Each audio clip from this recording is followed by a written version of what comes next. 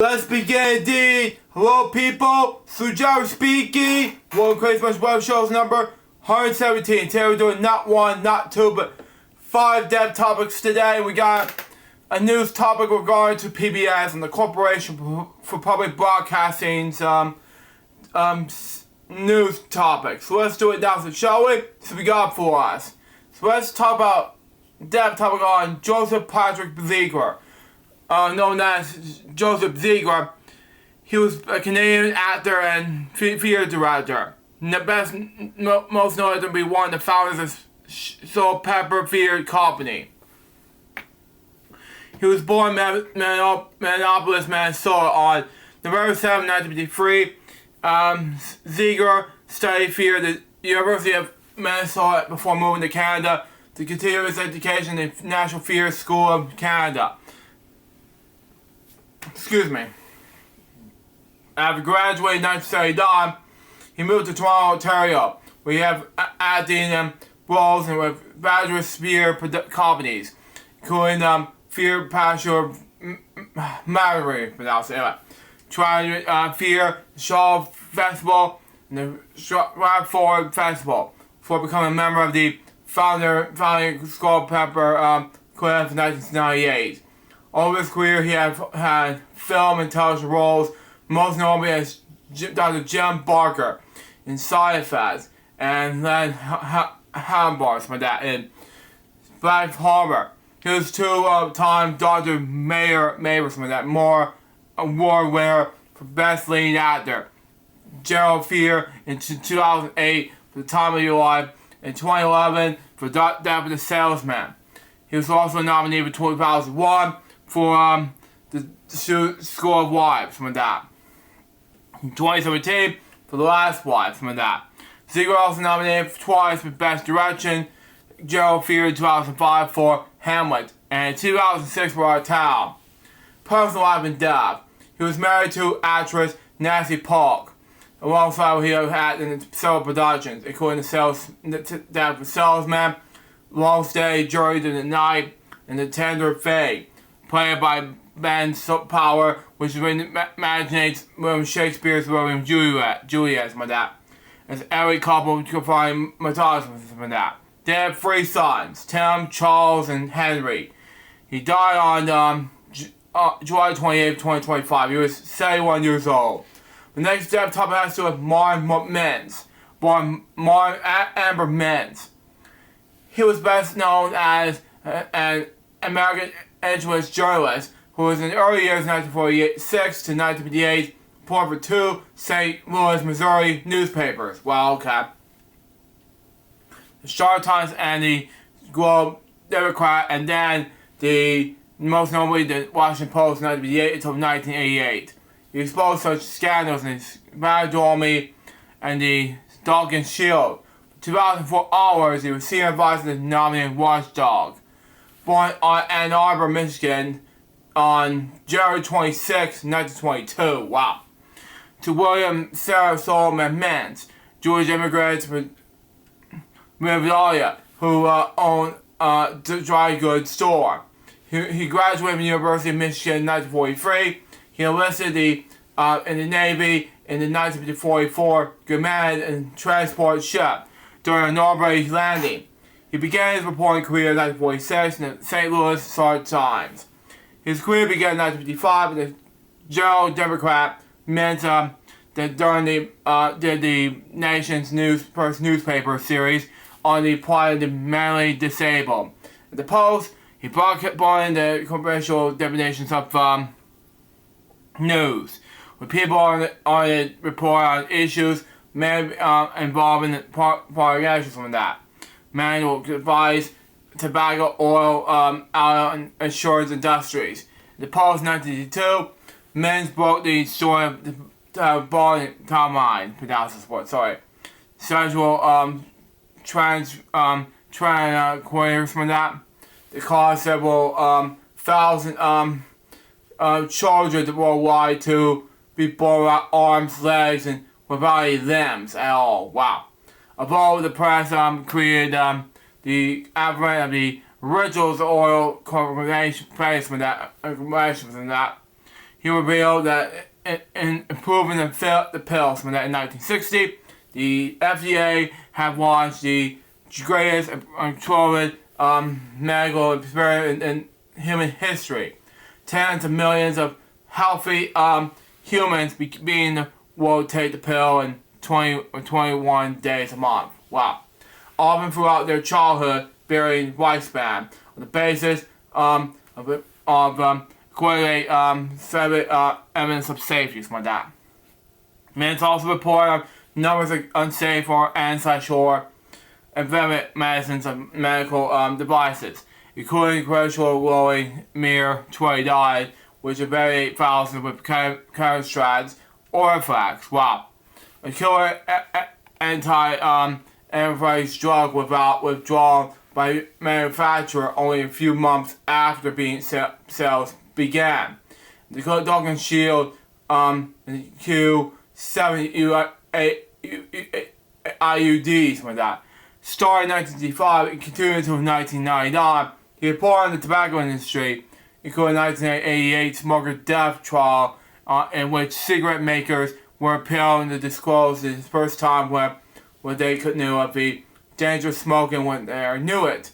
In 1993, Men's World Allies ACLU, the tobacco industry, which bars the American Civil Liberties Union, contrast interest in involving a key industry cause in U.S. Congress and supporting and accepting the money for the industry, while disclosing nothing of the ACLU members the evil activity. In 1966, Men's book destroyed the telling of Ralph Neighbor from that by a private detective telling by Gerald Morris, and for years covered safety issues. He was often alone in reporting grave corporate crimes and misconduct. Men's covered the U.S. Supreme Court's 1965 and 1978 to 1980 terms, and in 1983, he reported the differential of the United States during World War II to bomb the rails lines, to gas ovens, and the Auschwitz death camp itself. And based on the story, the exclusive interview with John J. McCoy, who was Assistant Secretary of War, had played a key role in the episode. Personal life and death. He was born in Ann Arbor, Michigan, on January 26, 1922. He lived in Washington D.C. for men's turn 100 in January 2022 and died on July 28, 2025. He was 103 years old. He was married 68 years to Anne France until her death in 2015. They have 4 children. The next step, top next to Paul Mario Day. Born that name, he was an English singer who was the original vocalist for heavy metal band Iron Maiden from 1975 to 1976, and more from 1980 to 1981. He was born on April 19, 1956, in Whitechapel, London, England. Day was the first lead singer to Iron Maiden from December 1975 to October 1976. On the Iron Maiden Early Days DVD, it was mentioned that Day was fired because he did not have enough stage charisma. He was replaced by Dennis Wilcock. Years later, he reclaimed scholarship with the Iron Maiden song Strange World. Quickly after Iron Maiden, Day later performed a band called More that played at the Dodgman Monsters of Rock Festival in 1981. And also included one-time Iron Maiden guitarist Paul Todd, who was with Iron Maiden for 2 days and never recorded but played live only did a full session with them. Def Leppard drummer Frank Noon in the lineup. He was the lead singer of Wildfire from 1983 to 1984. In 1985, Sweet were reformed by Andy Scott, Mick Tucker. The band featured Paul Day. He recorded a live album with the Martinique Club in London as lead vocal singer of Sweet in 1986. And after this engagement, he lived in Australia beginning in 1986. He was lead vocalist in the 2 bands from Newcastle, New South Wales. He He performed covers of rock songs with the band D-Phase and sang wrote with Crimson Lake, now disbanded. An unsigned hard rock band. He appeared on Australian progressive metal band Bubba Crow's album Bubonic, empowering the guest musician. In 2019, the original 1985 Iron Maiden lineup was the Steve Harris and Unicorns of London with Dave on vocals and Dave Sullivan, Terrence Brands on guitar. Original drummer Rob Matthews was absent. He died on cancer on July 29, 2025. He was 69 years old. The next step top has with Nicholas Clapp. Born that name, he was an American filmmaker, writer, and Audrey Robinson that. Who was called a modern-day Indiana Jones. He received 70 film awards, including Emmys. Several films he has edited received Academy Awards nominations. He was a graduate of both Brown University and the University of Southern California. He worked for Disney, National Geographic Society, Columbia Pictures, PBS, and the White House. Personal life and death. He was born May 1st, 1946 in Providence, Rhode Island. He's married to Bonnie Lois, who he had 2 daughters, Jennifer and Christina. He died after a stroke on July 30th, 2025. He was 89 years old. He did a lot of things and films going on. But Yanks are coming 1993. Let My People Go, The Story of Israel, 1965. He's in 2 episodes of the following. The Undersea World Jaguars Crossroad, 1968. The Rise and Fall of Railroads, 1968 TV movie. Journey to Outer Limits, 1983. National Geographic Specials, Hollywood West, 1983. And The Great Monty Desert, 1985. Travel Machine, 1985. And 96, in Nova PBS, he did The Lost City of Bavaria. He also wrote several books between 1999 until 2019. My last step top has to do with Howie D. Born Howard Thompson. Better known as Headman Howie T. He was an English-born hip-hop DJ and producer of Jamaican origin, but was raised in Brooklyn. Wow, I'm just not a huge fan of hip-hop, sorry, but Howie T was best known for his work with UTFO, Chub Rock, Stab Ed, and Real Roxanne. He was born in 1963 to 1964 in London, England. Origins in New York City. Tyler got started in the early 1980s and a member of the emerging hip-hop group CDIII. I'm sorry, I'm not a huge fan of that, by the way. Released 2 singles of Prairie Blue Records. Howie along with Grow Kev, UTFO.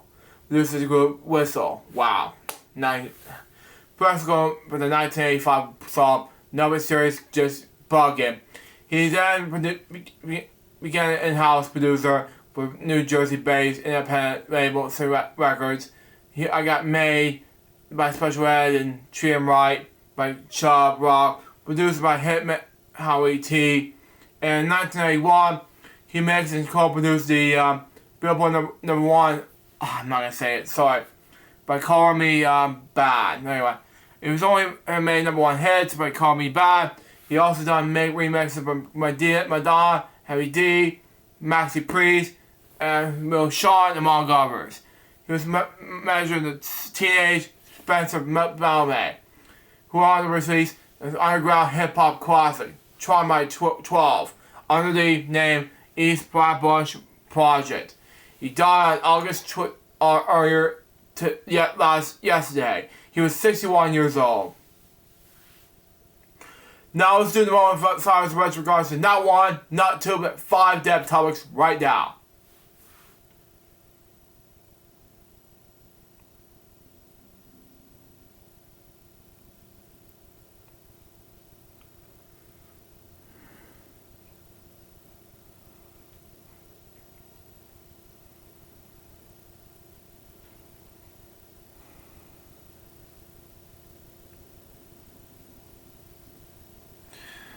Thank you. Rest in peace, Spy people. Now, let's go ahead and wrap it up with one more topic, and that is the Corporation for Public Broadcasting says it will be shutting down after Congress cut money. And I'm sorry, I'm a huge fan of PBS, but this is heartbreaking. Currently, the CBB helps support more than 1,500 local-owned NPR and PBS member stations. Now, the Corporation for Public Broadcasting announced last Friday that it was beginning shutting down. Weeks after Congress canceled previously funding when nation's steward of public media assessed. CBB said in a statement that it will begin its already wide down celebration after nearly 60 years with the support of the federal government. It said that most staff positions will conclude the close of the federal year of September 30th. A small team of employees will remain through January 26. And added, it will not specify how many people in total will be laid off. Despite the growing efforts of millions of Americans who called, wrote, and petitioned the Congress to be responsible for funding the CBB, we now face the difficult reality of closing our operations. The corporation's president and CEO, Patrick Harrison, said in a statement, CBB remains committed to fulfilling its further priority responsibilities, supporting our partners through this transition with financial care. The announcement comes less than a month after Congress passed a package of spending cuts requested by President Donald Trump that increased the spending $1.1 billion in funding for the Corporation for Public Broadcasting, or CBB. The Trump administration has maintained that the CBB should be stripped of funding despite some objections from some Republican lawmakers, which is stupid, I know, whose district include rural areas that rely on the rural outlets. The administration have repeatedly accused NPR and PBS of robbery bias, which was the organizations have repeatedly denied. Public media has been one of the most trusted institutions in American life, provide educational opportunity, American alerts, emergency alerts, civil discourse, and commercial connection to every corner of the country, Harrison said. Currently, the CBB helps support more than 1,500 local-owned public radio and television stations. Some of the most relevant national PBS and NPR programs are expected to remain on the air thanks to our source of funding. Calvary Moore, President and CEO of NPR, said in a statement that NPR will support locally owned non-profit stations around the U.S. and will working to maintain public media's promise of universal service. Now, she characterized the CBB as a natural source of funding for local stations, a champion of educational cultural programming, and the bulwark of independent journalism. America's culture and media coercive when that of spending cuts. Meyer said the CBB upheld the core of the value of the Public Broadcasting Act, and said they will allow stations like NPR to deliver initial news and culture across the nation. These efforts in the culture will be felt across every public media organization and, more importantly, every community across the country that relies on public broadcasting, the mayor said. PBS was not immediately returning requests for comment. And it's just sad, man, no. But anyway, shortly after Congress passed the cuts, NPR called the move a crucial loss. And it's a heartbreaking loss. It's a station that survived that suddenly turned by Congress. A vital stitch in our American fabric will be gone for good, it said.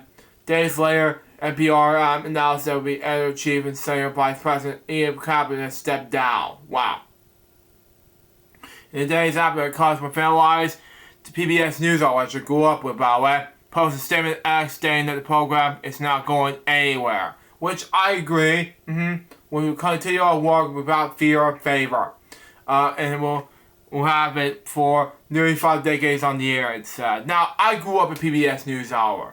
Does that mean that PBS will be staying off the air? No. Because I really love to see PBS like this. Seriously. And that's our news for that day. And that was the Crazy Bunch Web Show, episode number 217. We want PBS to be safe and all that good values. I just want PBS to go back to work. I'm sorry, but this is heartbreaking. But I hope you enjoyed this episode. Stay tuned for the next one's going to be bring up the Crazy Bunch Web Show's number 118. I'm not sure it's going to be this yet, but we'll see what happens. Coming up next, it will be a special haul video, and then we'll do Wheel of Fortune Daily games, the 2 gameplays. Till next time, so join us, baby. We're moving out. See ya.